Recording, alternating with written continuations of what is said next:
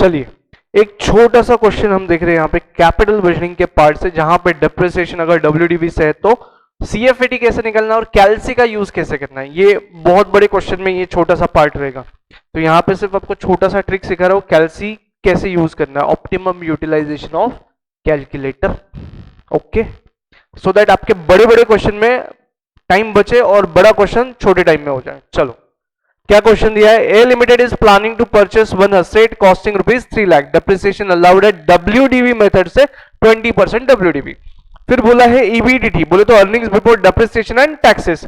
अपन यहां पे फिलहाल केस 1 सॉल्व कर रहे हैं, जहां पे कैश फ्लो स्टैग्नेंट रखा है, मैंने एक जैसा ही कैश फ्लो रखा है। आगे फिर टैक्स रेट दिया है कितना, 40%, और फिर आपका रिक्वायर्ड रेट कितना है 12%। इस केस में आप निकालो वैल्यू ऑफ द एसेट। अब वैल्यू ऑफ द एसेट निकालने के लिए पहले मेरे को सीएफएटी निकालना पड़ेगा, फिर मैं निकाल पाएगा value of the asset discounting method से। कितने से डिस्काउंटिंग करना है, 12%। चलो तो आपने सॉल्व करना चालू कर दिया, आपने सॉल्व करना चालू कर दिया, करो करो, कोई बात नहीं, करो। मेरे को बहुत अच्छा लगता है जब बच्चा खुद से सॉल्व करता है। अरे बहुत सोपा है, करो चालू। चलो ठीक है, मैं आंसर सॉल्व करके दे रहा हूं, सुनो। मैं सिर्फ एक ही लाइन के लिए ये क्वेश्चन लिया हूं, मैं क्लियरली बोल दूं, एक लाइन के लिए मैंने ये क्वेश्चन लिया क्योंकि ये एग्जाम में बहुत टाइम बचाता है। ध्यान देना, आप ट्राई कर लो, वीडियो पॉज कर दो, जो लोग यूट्यूब पे देख रहे हैं वीडियो पॉज कर दो, आप सॉल्व करो, फिर मेरा वापस से वीडियो रिज्यूम करो आपका होने के बाद, देखो कितना टाइम बचता है। नहीं ठीक है, चलो आंसर बेटा देखो, अपन हमेशा के जैसे एक टेबल बनाते हैं, आज थोड़ा आप टेबल अलग से सीख लेते हैं। इधर एक ही वर्किंग नोट में पूरा आंसर निकाल लेते हैं, एक ही वर्किंग नोट में, ठीक है। सीरियल नंबर, पर्टिकुलर्स, कितने साल है, 5 ना, 1 2 3 4 5 and lastly I am keeping total if required.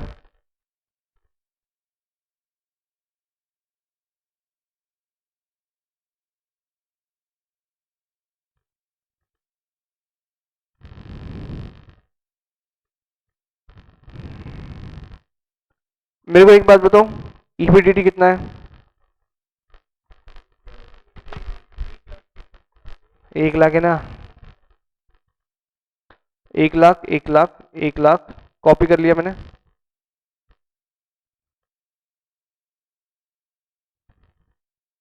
अब बेटा माइनस क्या करना पड़ेगा, डेप्रिसिएशन माइनस करेंगे, फिर क्या बचेगा आपके पास, ईबीटी,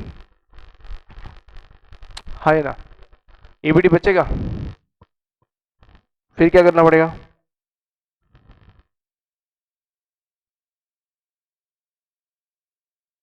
ईबीटी, सॉरी, ई क्या आएगा यहाँ पे, ई ए टी, फिर सी डी ई एफ, फिर क्या ऐड करेंगे अपन यहाँ पे, डेप्रिसिएशन। कहाँ से ऐड करेंगे, बी से एफ पे वापस खींचेंगे, और फिर क्या ऐड करेंगे यहाँ पे, इसको क्या बोलेंगे अपन, सी एफ ए टी। बेटा अगर अगर अगर सुनो, सी एफ टी अपन कहां पे लेके जाने वाले वापस, वो दूसरे टेबल में। अगर मैं यहां पे प्रेजेंट वैल्यू फैक्टर लिख दूं तो कोई दिक्कत है क्या आपको, present value factor at the rate 12%, अगर लिख दूं तो कोई दिक्कत है आपको, नहीं। फिर बेटा जी एच, फिर आई लिख दूं डिस्काउंटेड कैश फ्लो, जी इंटू एच, कोई दिक्कत है आपको, हो गया। सो डू वन थिंग, सुनो, पहले क्या करो, प्रेजेंट वैल्यू फैक्टर्स कैलकुलेट कर लो कैलसी पे।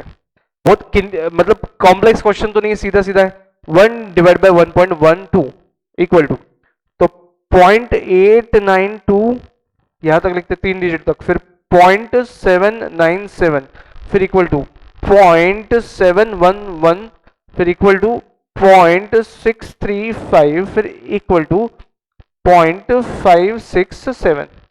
डन, 5 साल तक चले गया मैं, देखो लिख दिया, ऑल गुड। चलो अब कैसा करना है आपके हिसाब से, कितना है, कितने का एसेट है, 3 लाख रुपए का है, डेप्रिसिएशन कितना है 20%। कैसा करने का बताओ? पहले साल का कितना आएगा डेप्रिसिएशन? कैसा कैसा 3 लाख इंटू 20% कितना आया?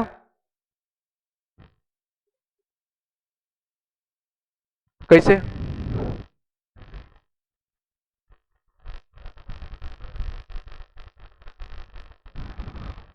अब कितना आएगा? अब क्या करने का? आगे सॉल्व करने का कि अगले डेप्रिसिएशन लिख लेने का? पहले डेप्रिसिएशन लिख लेने का। कैसे? अब देखो, मैं लॉजिक बाद में रिवील करता है, पहले सॉल्व कर लेते हैं। पहले साल का डेप्रिसिएशन ओरिजिनल कॉस्ट का कितना लिया? 20%। बोले तो डब्ल्यूडीवी कितना बचेगा? बोले तो डब्ल्यूडीवी कितना बचेगा? 80%। तो अगले साल का डेप्रिसिएशन अभी के डेप्रिसिएशन के 80% आएगा। आएगा तो करो ना, 60,000 इंटू 80%, 48,000। उसके अगले साल का डिप्रिसिएशन इसका 80% इंटू 80% कितना? 38,400। बेटा उसके अगले साल का डिप्रिसिएशन अगेन इसके 80%, 30,720 और आखिरी में अगेन 80%। हाँ हाँ हाँ, लॉजिक सही पकड़ा आपने, समझा। अगर आपको नहीं समझ में आ रहा है तो ऐसा कर सकते हो, 3 लाख माइनस 20% कितना आता है, फिर इंटू 20%, 48,000 माइनस इक्वल टू फिर इंटू 20% माइनस इक्वल टू फिर इंटू 20% करके देखो, यही अमाउंट्स आएंगे। आए क्या? आए? ठीक है। अब बेटा इतना कर लिया तो क्या करना है? कॉपी पेस्ट मारना है वापस से। चलो ऊपर से नीचे कॉपी पेस्ट कर लो पहले।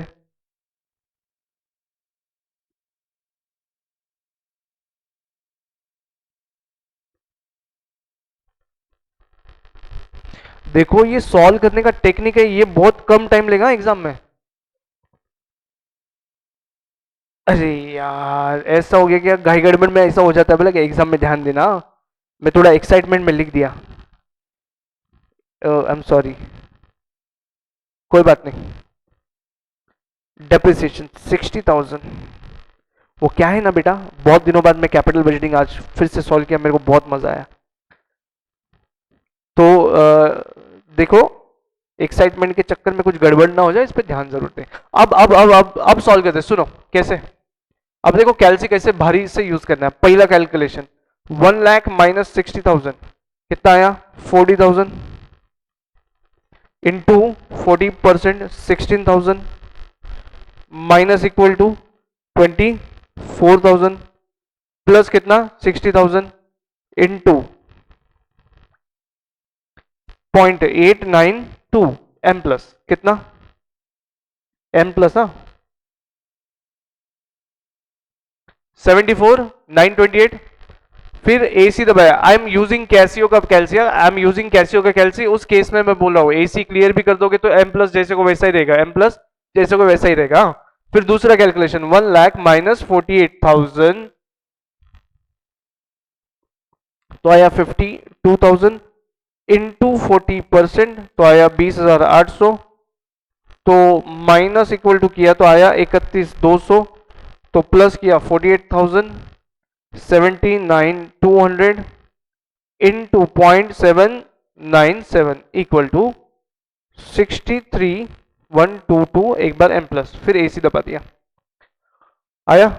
सिर्फ मेरे को यहां पे फैक्टर बता दो कितना है। 0.711 है क्या थर्ड ईयर में? ठीक है चलो 1 लाख माइनस 38,400 61,600 इंटू 40% इंटू 40% तो आया 24,640 माइनस इक्वल टू कितना आया? 36,960 प्लस 38,400 इंटू 0.711 एम प्लस। आया? फिर उसके अगला column 1 lakh minus 30,720 into 40% 27,712 minus equal to 41,568 plus 30,720 into तो ये हो गया 72,288 इंटू 0.635 एम प्लस कितना हुआ 45,902 आ गया। Now the last column 1 lakh minus 24,576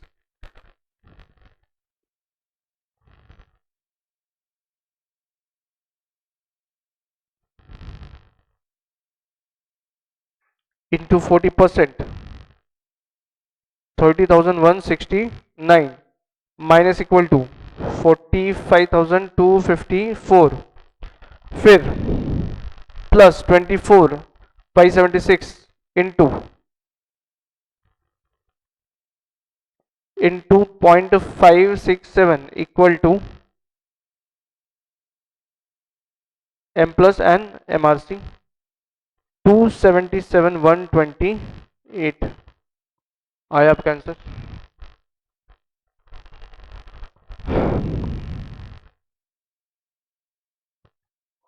Yes, is everybody able to understand and solve and write? This particular table should not take more than 5 minutes of yours in exam hall, yeah? क्योंकि देखो पहले क्या लिखा तुमने, सुन लो, पहले क्या लिखोगे, सीक्वेंस लिखवा के दे दूं, पहला लिखोगे EBIT, दूसरा लिखोगे ये प्रेजेंट वैल्यू फैक्टर, तीसरा लिखना डेप्रिसिएशन, तीसरा लिखना डेप्रिसिएशन, फिर फोर्थ लिखना डेप्रिसिएशन। इतना कॉपी पेस्टिंग करके रख लेना। जो रेड कलर में मैं लिख रहा हूं ना वो सीरीज है, सीक्वेंस है, कॉपी पेस्टिंग का सीक्वेंस है। डन, राइट है। फिर बाकी कैलकुलेशन कॉलम बाय कॉलम करना, बाकी कैलकुलेशन कॉलम बाय कॉलम करना, ठीक है। ये आया आपका प्रेजेंट वैल्यू, ये आया असेट का वैल्यूएशन 277,128। असेट खरीदना चाहिए कि नहीं खरीदना चाहिए, असेट खरीदना चाहिए कि नहीं खरीदना चाहिए, हाँ।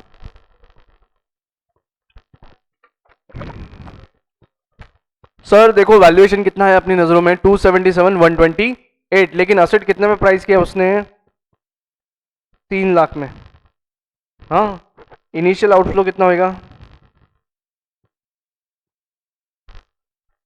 तो एनपीवी नेगेटिव आ जाएगा क्या, एनपीवी आया negative 22,871 NPV.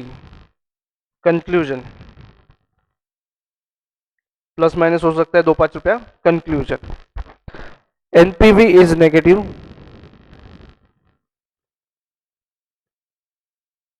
project should not be entered into, the project should not be taken for.